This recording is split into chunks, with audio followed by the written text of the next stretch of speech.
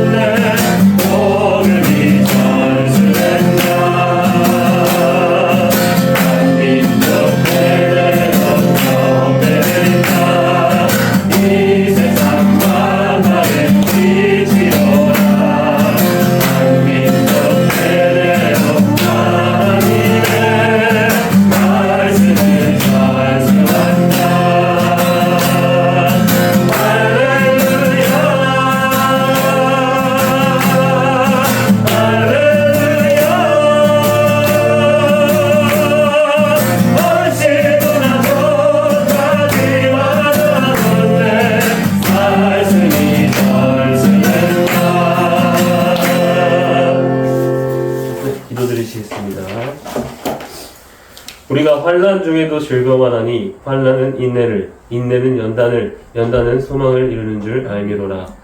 이 세상을 지으시고 다스리시는 하나님 아버지, 이 시간 우리가 부모 교육을 위해 이 자리에 왔습니다. 부모 교육을 통하여 우리가 말씀 안에서 굳건한 믿음과 기둥을 세우게 하시고 아이들을 말씀 맡은 자로 키울 수 있는 지혜와 은혜 허락해 주시옵소서. 주님, 오늘 76년의 시간을 지나 6.25 전쟁에 관한 영상을 아이들과 함께 보았습니다. 주님께서 우리나라를 사랑하시어 이름 모를 작은 나라를 위해 각 나라의 용사들을 보내주시고 그분들의 숭고한 피 흘림과 희생을 기억하게 하심에 감사드립니다. 주님, 우리는 깊은 배려와 깊은 사랑을 받은 민족입니다. 깊은 배려와 깊은 사랑을 받은 자가 그것을 남에게 전달할 수 있습니다. 주님께서 우리에게 주신 깊은 배려와 깊은 사랑을 다시금 회복하게 하여 주시옵소서. 말씀 전하시는 목사님께 지치지 않는 체력과 영육 간의 강건함을 허락하시고 성령님께서 강하게 임재하여 주시옵소서. 가정과 교회와 학교가 긴밀히 협력하는 삼위일체가 되길 간절히 기도드리며 사랑이 많으신 예수님의 이름으로 기도드립니다. 네. 오늘은 마지막 시간이 되었습니다. 세월이 흐르니까 마지막 시간이 오네요. 신앙명가 이렇게 세우라 하는 1, 2권의 책을 마무리하고 다음 시간에 아마 초등학교 자기 주도 학습에 대한 것을 원장님 광고가 부탁 안 하려고 빼는 거를 부탁을 했습니다. 부모님들이 아이들 질문을 만들고 스스로 공부하는 그런 방법을 조금은 이해하는 것이 좋겠다 그래서 1시간 정도 그 다음 시간 원래는 다음 주일 두 번으로 되어 있는데 저는 마무리를 하고 다음 시간에 여러분 아이들 질문만 들어가는 공부하는 그런 부분 필요한 것들을 좀 질문도 하시고 구체적인 것과 함께 이렇게 나누는 시간이 되었으면 좋겠습니다. 나중에 나가실 때 책 하나씩 자기 주도 학습 이렇게 가지고 가셔서 한번 보시고 한 주간 좀 스타트를 좀 하시고 난 다음에 그렇게 함께 나누시면 좋겠습니다. 한 10번 정도 신앙명가에 대한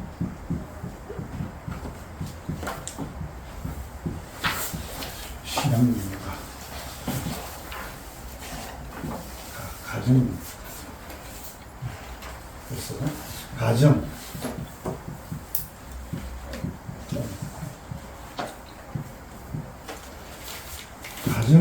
성전이다.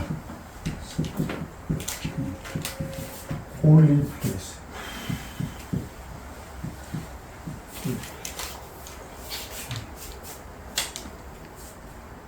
가정을 성전이라고 잘 생각하지 않습니다. 성경은 가정이 성전이다 이렇게 말씀하고 있습니다. 하나님께서 직접적으로 가정을 창조하시고 여러분들 가정은 하나님 창조한 가정은 한 사람밖에 안 해요. 그게 명제가 되어야 됩니다. 안 그러면 우리가 공부할 필요가 없어요. 그래서 오늘 저희 가정신학을 마치면서 출애굽기 19장 6절 말씀을 같이 한번 읽어볼까요? 시작. 너희가 너희에 대하여 제사장 나라가 되며 거룩한 백성이 되리라. 너는 이 말을 이스라엘 자손에게 전할지니라. 아멘. 하나님께서 모세에게 그렇게 말씀하셨습니다. 거룩한 백성이 될 거다. 참 많이 나옵니다. 그들에 대한. 네. 이 말씀을 붙잡고 유대인들은 4,000년 동안 조금도 세대 차이 없이 문화와 종교 그리고 정체성을 지켜올 수 있었던 것은 바로 가정교육에서 비롯이 되었습니다. 네. 여러분들의 자녀들 또 우리 한국 교회가 주님 오실 때까지 자녀선들 조금 신앙이 이렇게 변질되지 않도록 하기 위해서 우리 가정에서 이렇게 작은 몸부림이 있어야 됩니다. 그냥 지금처럼 가면 다 세속화 되어 있습니다. 여러분 주변에 있는 가정의 자녀들 한번 보십시오.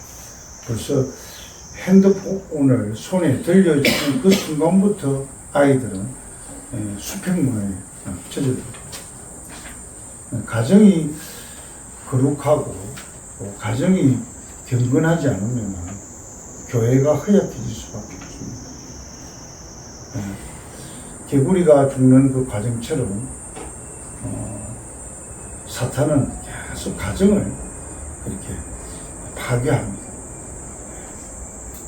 좀 그런 것을 나도 모르게 점점 수용해가는 그런 아주 슬픈 현실이 되어져 버렸거든요.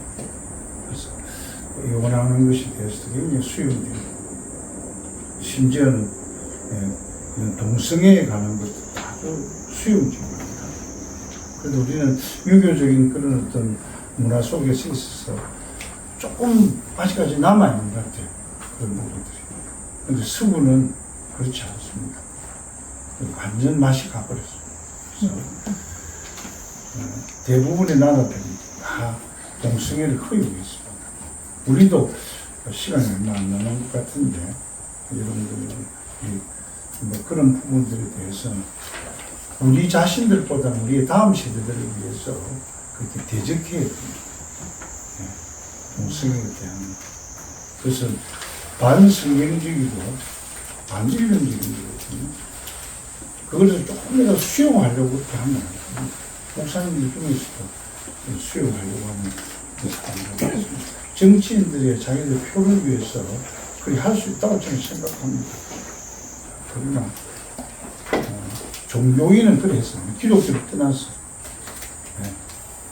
그것은 창조의 질서를 파괴하는 그런 행위이기 때문에 그러면 그 가정이 완전히 몰락합니다.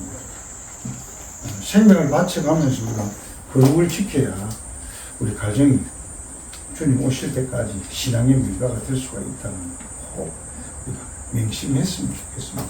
다른 것 다 중요합니다. 중요하지 않은 것이 있겠습니까만 여러분들 가정이 이렇게 홀리 플레이스가 되도록 애를 많이 써야 돼요. 네. 서론적으로 보면 가정의 허약함, 붕괴 그리고 해체의 현실은 잘못된 수평문화와 세속적 진보주의 교육에 의한 것임을 우리는 잘 알고 있습니다.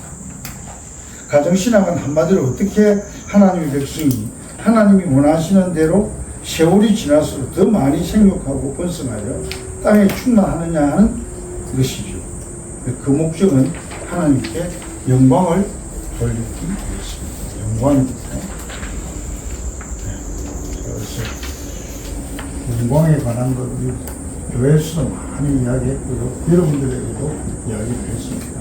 하나님의 존재를 드러내는 것. 행위를 통해서 또 언어를 통해서 하나님이 살아계신다는 것을 드러내는 것. 그게 영광이에요. 예. 그래서 하나님을 향해서 우리가 영광할 때도 하나님의 존재를 드러내는 것. 그게 영광이에요. 예. 계속해서 제가 거룩에 대한 거룩. 카도시라는 거예요. 카도시. 카도시는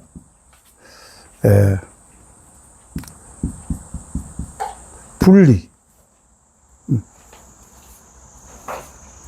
구별 이런 뜻을 가지고 있어요. 그래서 세 가지를 이야기했어요. 우리 교재에 나와 있습니다. 첫째는 시간입니다. 시간, 타임. 시간의 거룩. 예. 두 번째는 사람의 거룩, 사람. 이런 책에 있습니다. 세 번째는 장소입니다. 장소. 이렇게 순서가 이렇게 되어 있어요. 그 시간은 여러분 잘 알다시피, 예, 주일.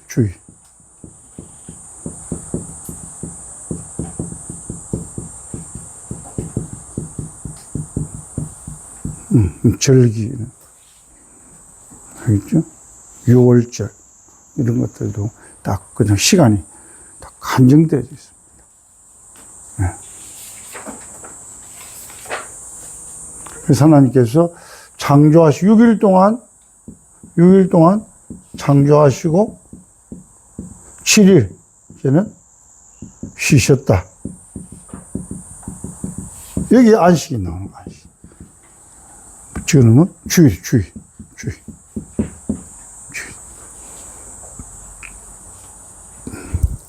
그 뒤에 넘어가면은 우리 신약에 있어서 어떻게 해야 될 것을, 신약에는, 구약에는 안식일이에요. 그렇죠? 근데 우리는 신약에는 주일이에요. 그 다음에 절기들도 오늘 같은 날은 그 6.25다, 6.25. 국무총리인데 어느 국회의원이 물으니까 6.25가 남침입니까? 북침입니까? 그래야겠니까? 북침입니다. 그래요. 북침입니까? 아, 내가 긴장해서 남침. 이미 머릿속에 박혀 있는 거예요. 예, 북침이라는 거. 북침이라는 거 알죠? 권사님? 무슨 어떤 의미입니까? 북침이다. 북한이 침략. 우리는 다 남침을, 북침을 알고 계시는 분 있어요? 남침이잖아. 남침을 방금 권사님이 북쪽에서 남쪽으로 침입했다. 남쪽으로. 침략했다. 이게 남침이다. 북침은 뭐예요? 북침. 어? 우리가 북한으로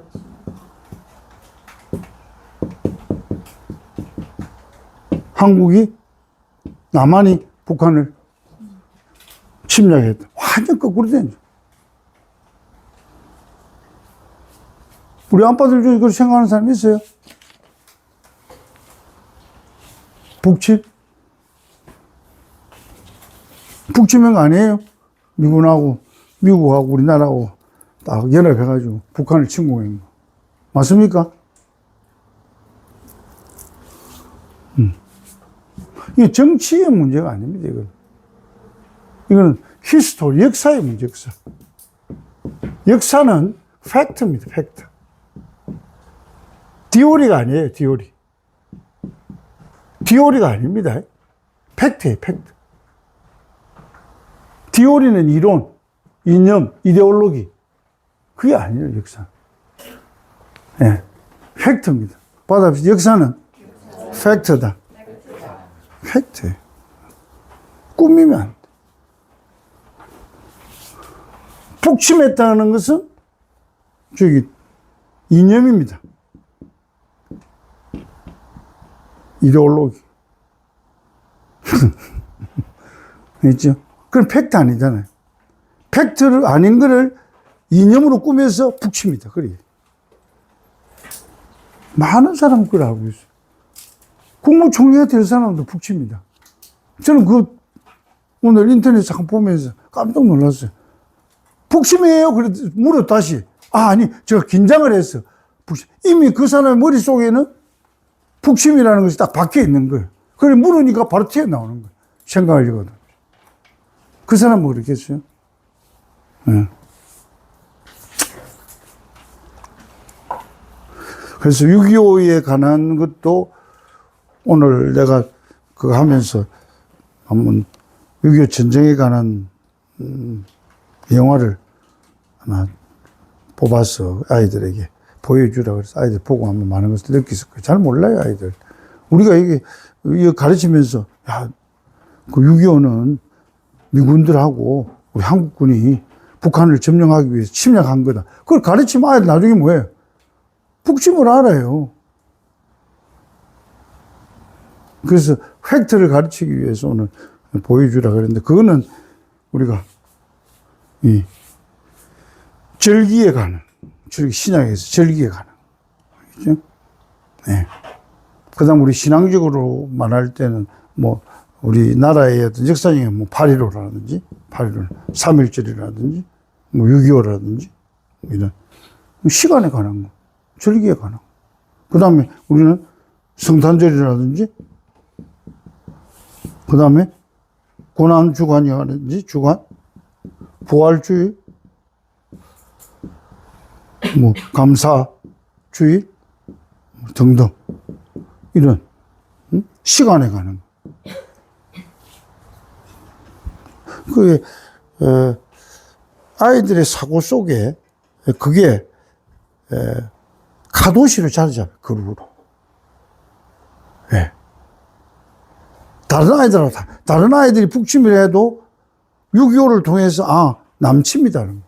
머릿속에 딱 박히도록. 하나님께서 이스라엘 백성들, 구약이니까 이스라엘 백성들이 그렇게 하게 유월절, 오순절, 그 다음에 초막절, 이런 것들을 통해서 너희들은 여기 있는 대로 제사장 나라고 거룩한 백성이다. 그걸 가르치는 거예요. 그런 절기가 없으면 모르는 거예요.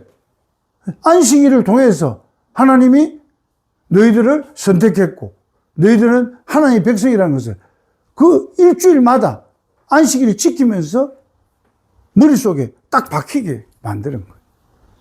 우리는 뭐예요? 우리 아이들에게. 주일. 예수님이 부활한 로드스테이. 주일. 그걸 가르쳐야 되는 거예요. 그래서 시간에 그렇게 시간에. 퍼스트입니다. 퍼스트. 그래서 주일을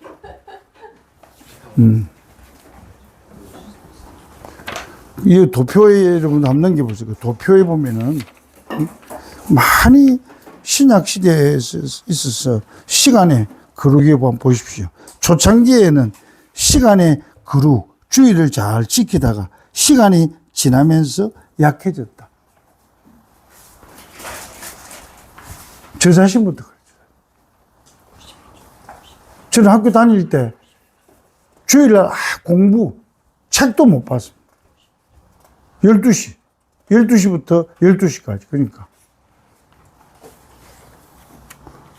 그만큼 주일 성수에 대한 개념이 확실했습니다. 지금 우리 그렇잖아요. 뭐 오전 예배, 일부 예배 들어오고 나서 뭐 그 다음에 자기들 마음대로 뭐 쇼핑 가고 놀러 다니고. 이 자꾸 약해지는 거예요. 거룩이 훼손돼. 그래, 거룩이 훼손된다는 말을 다른 말로 표현하면 점점 세속화되죠. 하나님의 백성은 하나님의 백성이라고 하는 그 울타리 속에서 그렇게 살아야 되는 거예요. 그런데 자꾸만 세상의 울타리부터 자꾸만 양다리를 걸쳐서 살려고 그러는 거예요. 그래서 거룩이 자꾸 훼손되는 거예요. 자기 정체성이 없어지고. 나는 하나님의 백성이고 하나님 자녀다. 나는 믿는 사람이다. 그런 정체성이 자꾸 없어요. 왜? 주일날. 그냥 예배 한 시간만 드리고 그냥 똑같이 다른 사람들처럼 쇼핑 다니고 구경 놀러 가고 다 그렇게 하니까. 구별되는 게 뭐 있습니까? 구별인데 이게. 가도시라는 말은 구별인데 시간에 구별이 없어지는. 그래서 여러분들의 정말 신앙 명가가 되기를 원하세요? 시간에 거룩을 잘 지키는. 이게 이론이 아닙니다, 여러분. 실질적으로.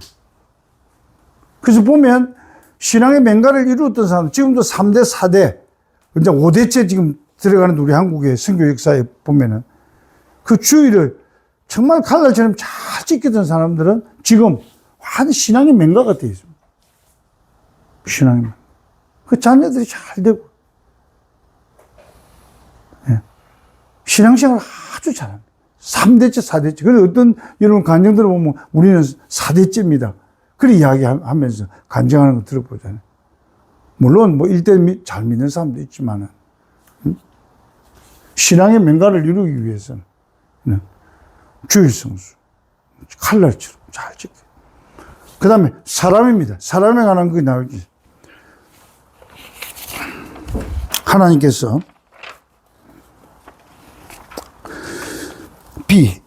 이 말 비입니다. 비. 사람의 거룩에 대한 신약시대의 적용 쭉 나오면서 레위기 11장 44절에서 47절 같이 한번 읽어볼까요? 시작. 너는 여호와 내가 너희의 하나님이라. 내가 거룩하니 너희도 몸을 구별하여 거룩하게 하고 땅에 있는 기준으로 말미암아 스스로 더럽히지 말라. 나는 너희의 하나님이 되고 너희를 그 땅에서 인도하여 낸 여호와라. 내가 거룩하니 너희도 거룩할지어다. 이는 짐승과 새와 물에서 움직이는 모든 생물과 땅에 뜨는 모든 비짐승에 대한 규례니 부조하고 저조하고가 먹을 생물과 먹지 못할 생물을 분별할 것이라. 예. 그 식탁의 정결법 중 하나가 사람의 거룩이다. 하나님께서 먹을 것과 먹지 말라는 정한 것과 부정한 것을 다 구별해서 정한 것은 먹을 수 있지만 부정한 것은 먹을 수 없다. 그건 사람의 거룩을 위해서라는 거예요. 예. 그래서 식탁의 정결법. 그래서 사람들은 지난번에 제가 얘기했던 것처럼 식사도 코셔를 준비해가지고 그 다음에 정통파 유대인들은 그 피채 먹지 말라고 그렇게 해서 몇 배로 비쌉니다. 피를 다 뽑아내고 그냥 살만 있는 그 고기 돈을 많이 주고 그걸 사가지고 왜? 하나님 말씀을 지키려고. 그런데 예수님은 유대인들의 정결 전통을 깨셨다.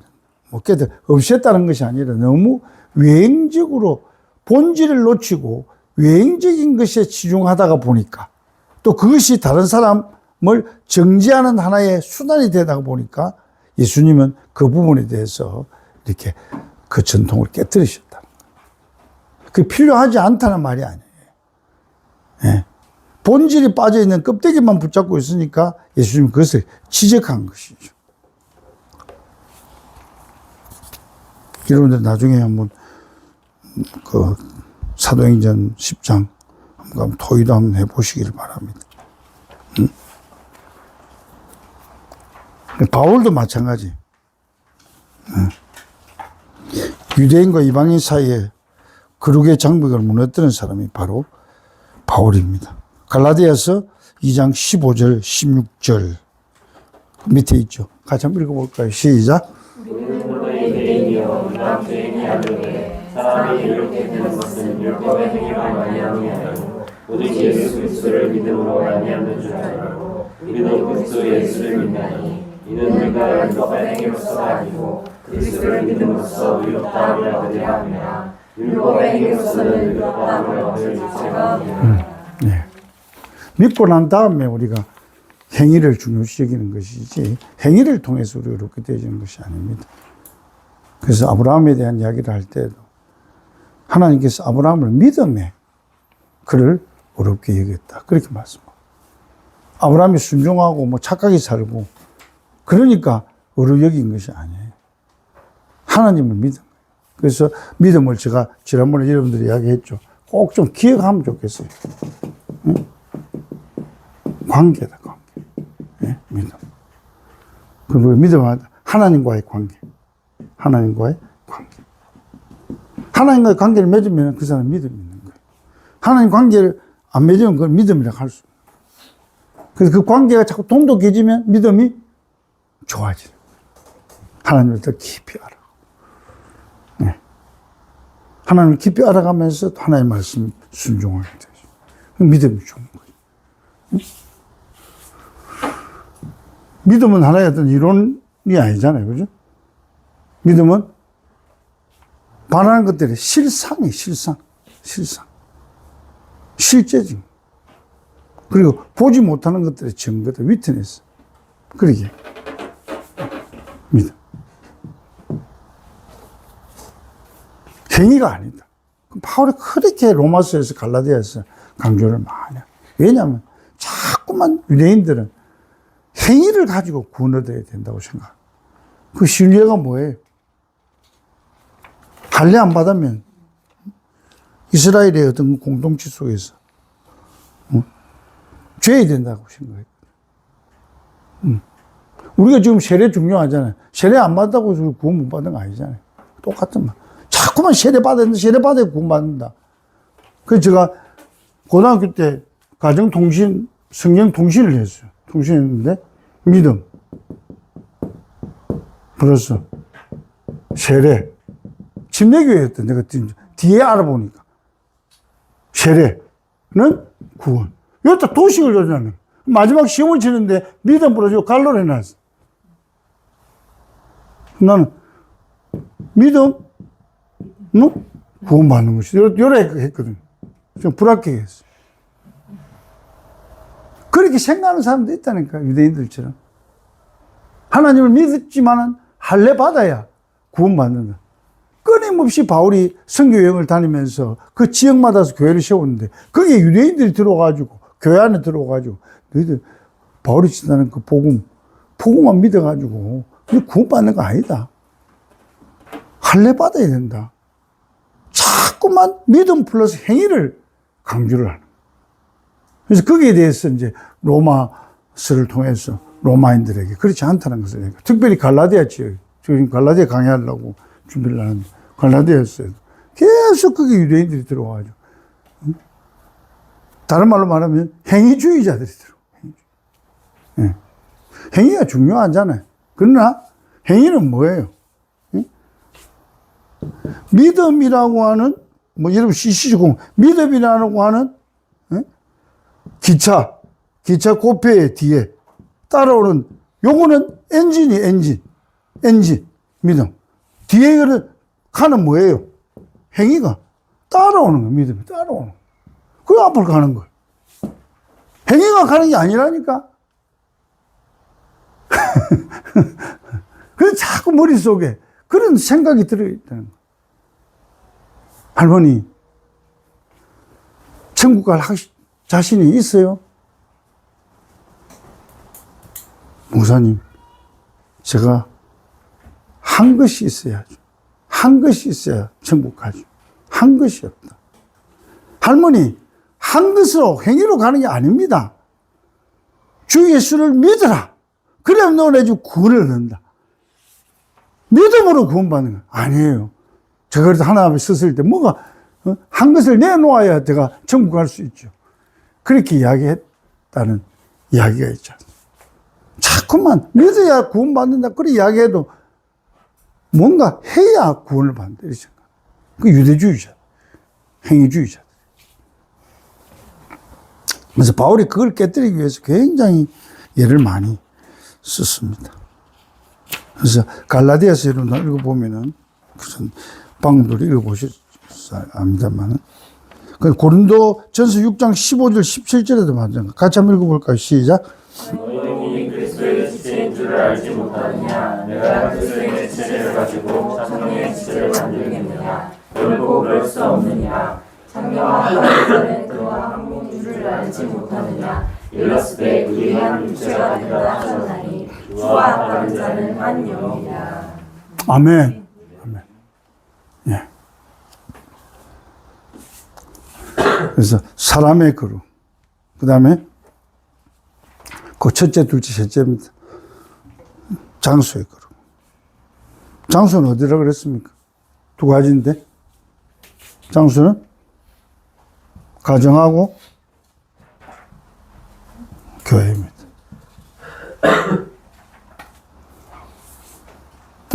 여기 있죠. 미안합니다. 장수, 가정목회. 여러분들 가정이 그렇게 해야 됩니다. 교회만 거룩하다 그렇게 생각하면 안 되고. 그래서 가정은 뭐다? 성전이다.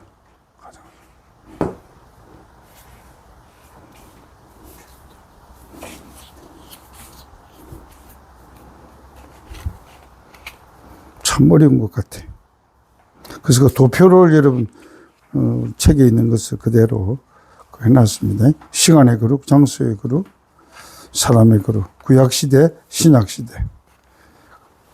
그래서 원인이 뭐냐, 대안이 뭐냐.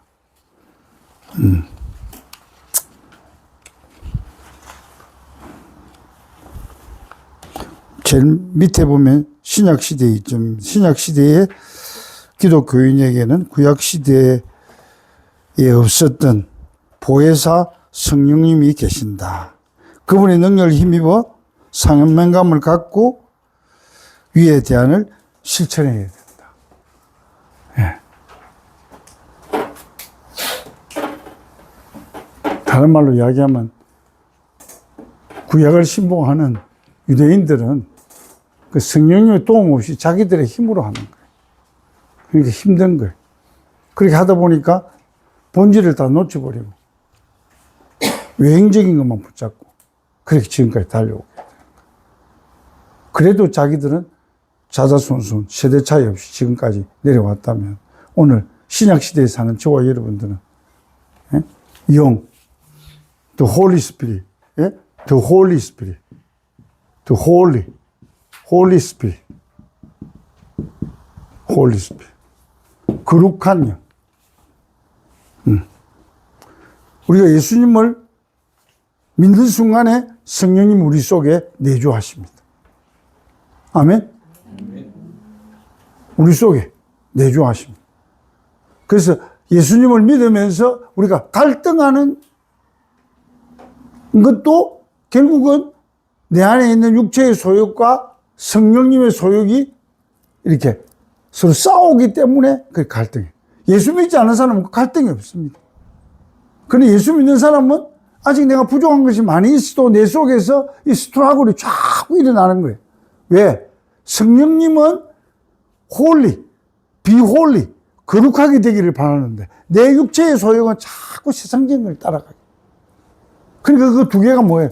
계속 충돌하는 거예요. 마음속에서. 그 갈등이죠. 그럼 갈등이 있죠? 우리 아빠? 갈등이 있어요. 너무 진지하게 듣고 있었어요. 그게 예수 믿는 증거예요. 왜냐하면 예수 믿으면 성령님이 들어오니까 그 두 소욕이 싸우게.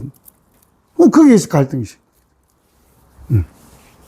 그래서 성령님이 우리가 거룩하게 되도록 이 홀리 영이 계속 도와주시니까 우리는 조금만 마음만 먹으면 유대인들보다 훨씬 더 거룩한 삶을 살 수 있는 거예요. 아멘? 거룩한 삶. 그래서 사도 바울은 술 취하지 말라 이런 방탕한 것이 오직 성령의 충만함을 받으라. 예.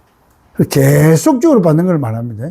성령님이 오시면 내가 거룩한 삶을 계속해서 추구해서 살아갈 수가 있다. 예. 성령님이 우리의 모든 삶을 지배하기 때문에. 그렇죠? 내주하시는 거하고 충만하고는 또 다릅니다. 그렇죠? 충만한 것은 totally, 전적으로 나를 지배하는 것입니다. 성령님. 나의 지식, 나의 감정, 나의 의지를 다 컨트롤할 성령. 그래서 우리가 충만을 받아야 돼요. 덜 충만하면 어떻게 됩니까? 그 스트러글이 굉장히 많아요. 투쟁이. 갈등이 많아요. 응? 본심은 성령님은 너 그렇게 살면 안 돼. 이렇게 거룩한 삶을 살아야 된다. 자꾸만 이야기하는데 내 소욕은, 내 타락한 본성은 자꾸만 세상적인 것을 따라가는. 그게 그 두 마음이 계속 싸워. 갈등이 생겨. 여러분들이 가지고 있는 원래 본성이 이기면 뭐예요? 성령님이 근심하게 돼요. 그럼 나중에 여러분들은 후회하. 예? 내 본성대로 살아서 하면 랄랄랄 좋아야 되는데 결과적으로는 괴로움이 오는 거예요. 죄책감이 오는 거예요. 그래서 성령님이 요구하는 대로 살면 어렵고 힘들고 거룩하게 사는 게 얼마나 힘들어요. 그렇지만 거기에는 갈라디아서 5장 말씀하는 대로 9가지 그 성령의 열매, 기쁨과 희락과 자비와 향 이런 것들이 주렁주렁 맺히게 얼마나 해피하겠어요. 그죠? 여러분 다 경험하잖아요. 성령님을 따라 살면 그런 열매들이 내 삶 속에서 막 나타나는 거. 근데 내 소유대로 살면 뭐예요? 참 좋은 것 같은데 나중에 결과를 보면 내가 내 인간이 왜 이래 내가 하면 스스로 자책하게 돼요. 그 자책감을 가지게 돼요. 좋은 결과를, 좋은 열매를 맺지 못한다. 네. 성령님의 도우심, 우리 기도할 때 그렇게 하십시다. 성령님, 늘 성령의 충만함을 받아라. 네. 근데 갈라디아서 내가 이 연구를 해보니까, 갈라디아서 5장에 가면은 그 육체의 소욕들이 막 나옵니다. 온갖 더러운 열매들이 막 내가 살아가는 그 삶에 막 나타납니다.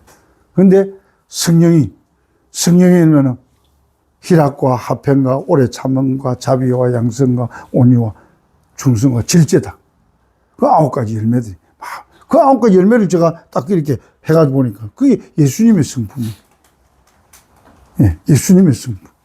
그럼 우리 아이들도, 우리 공부하는 아이들도 그런 예수님의 성품을 닮은 성령 충만한 아이들이 돼야죠. 응? 그 여러분들 가정에서도 그리고 그 열매를 가지고 살아가고 그게 행복한 가정인데 넘겨보이시고 그거 보면 성경 두 곳 나타나죠. 응? 행복은 어디에서 찾아야 하는가?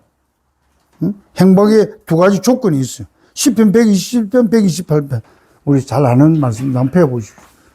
127편, 128편. 연달아 읽어보겠습니다. 시편. 이스라엘 백성들이 성전에 올라가면서 부르는 노래야. 시야. 읊으면서 그렇게. 성경 없는 분들 저 성경 가지고 127편, 128편. 너무 아름답잖아요. 응? 다 차있습니까? 없는 분 손 들어보세요. 예.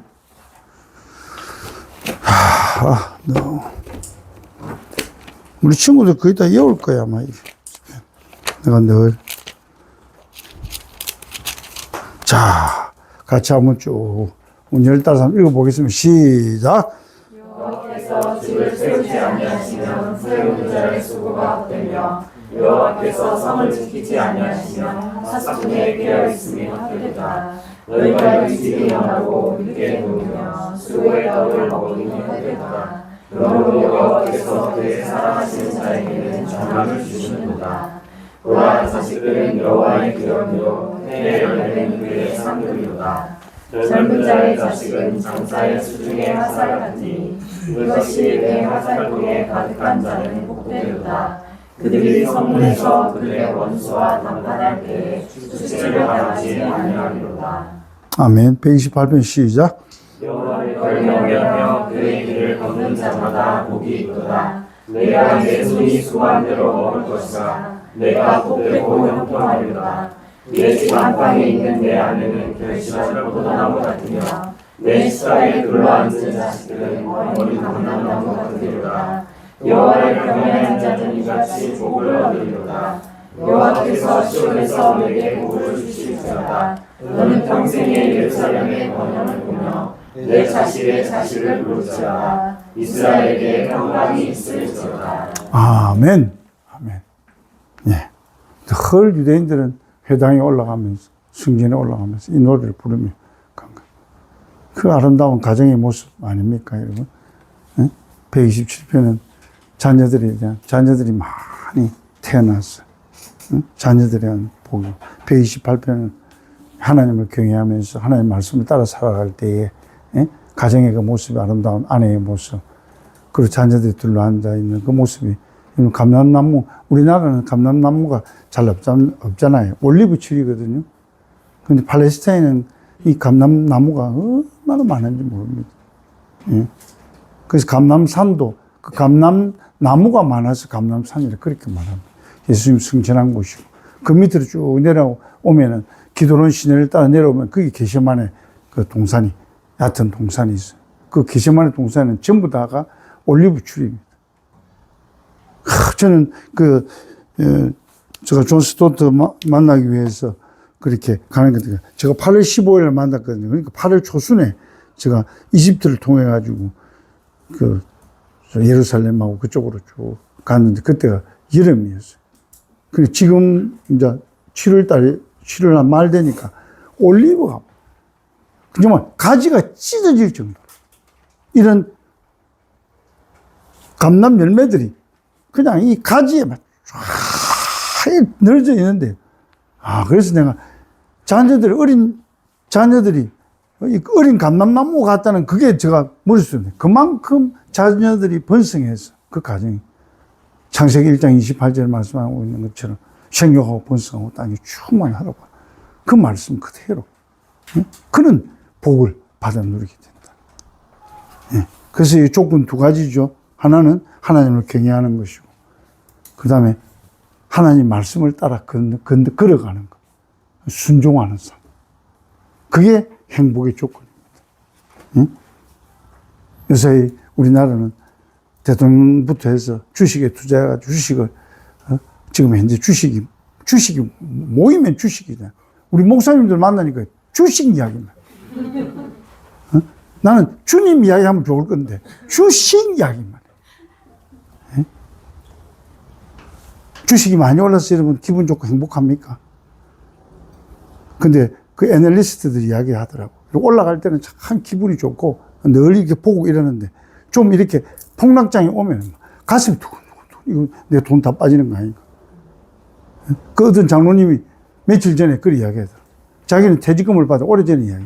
퇴직금을 받아. 그때는 이제, 가면은, 그 정권회사에 가면은 막, 이렇게, 칠판에다 적는 그때였대. 그때 이제, 자기가 퇴직을 해가지고, 50몇째 퇴직을 해가지고, 돈을 2억을 받아가지고, 주식을 사놨는데, 몇 개월 되니까 98%가 빠져버렸다. 주식이. 그래, 그때부터 자기는 딱 그냥 주식. 이거는 망하는 거다. 그래서 안 했다는 그런 이야기를 저희한테 하더라고요. 그러니까 이제 뭐 올라가지고 돈 주식 많이 버린 사람은 뭐 막 이야기를 하죠. 뭐 나 얼마 어디 했더니만 닉스 했더니만 얼마 올라고 뭐 삼성 했더니 몇 배 올라고 이야기하는데 어디 다른데 사람들 이야기를 듣고 했는데 전부 다 빠지고 5% 10% 남은 사람 이야기하는 거 들어본 적 있습니까? 응?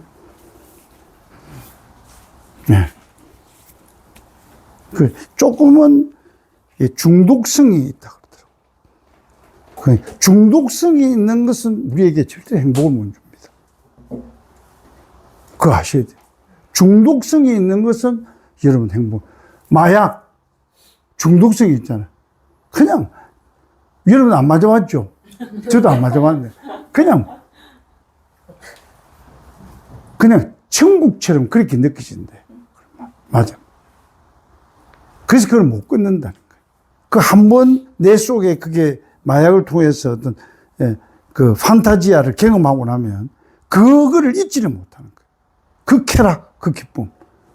그 여러분 행복을 우리에게 줄 수 있을까요? 그 성경은 끊임없이 하나님과의 관계 속에서 행복이 있고 하나님께서 우리에게 말씀해 주신 그 말씀을 따라 살 때에 참 행복이 있다는 거예요. 그걸 시편 128편이 우리에게 이야기해요. 호황된 것에 여러분 행복을 찾지 마세요. 사람은 행복을 찾아서 산 넘고 강을 건너서 갔는데 다 행복이 없고 다시 돌아오니 그 자리에 행복이 있더라. 그런 이야기가 있잖아요. 예? 하나님 안에 참 행복이 있습니다. 아멘이죠? 참 행복이 있습니다. 그 제가 그런 거 하지 말라는 말은 아닙니다. 운동도 하고 좀 운동 좋아하거든요. 예? 여러분들이 좋아하는 그런 것도 하지만 거기에 행복을 거기에 두서는 안 된다. 참 행복의 무엇이. 그 다음에 두 번째는 127편에 우리에게 뭘 이야기하냐면은 우리가 손으로 한 대로 복을 받을 것이. 그게 뭐냐면 노동의 복을 말하는 거예요. 그래서 게으른 자는 성경에서 먹지도 말아요. 그래서 게으른 것은 비성경적인 거예요. 부지런히 열심히 일하면 일하는 데는 하나님이 복을 주신다. 그게 노동의 복입니다. 그게 행동의 복입니다. 행동의 복의 목적이 뭐냐? 세 번째입니다. 예. 전도서 2장 11절. 시작. 내가 생각해본즉 내 손으로 한 모든 일과 내가 수고한 모든 것이 다 헛되어 바람을 잡는 것이며 내 아래에서 누리가 없었다. 시편 60편 23절 시작. 그들의 수고가 헛되지 않겠고 그들이 생산한 것이 재난을 당하지 아니하리니 그들은 여호와의 복된 자의 자손이요 그들의 무덤도 그들과 함께 것이니라. 헛되지 않으려면 in Christ. 헬라말 en Christos. 그리스도 안에 있을 때 그는 인생 절대 헛되지 않습니다. 그 쇼펜하우어 같은 그 철학자는 그랬잖아요. 인생의 허물을 깨닫고 자살하는 것이 낫다. 그런 이야기예요. 자기는 그런 이야기, 자기는 자살하지 않았습니다. 자살하는 것이 낫다. 그래. 그 허무주의. 허무주의의 종착역은 자살입니다.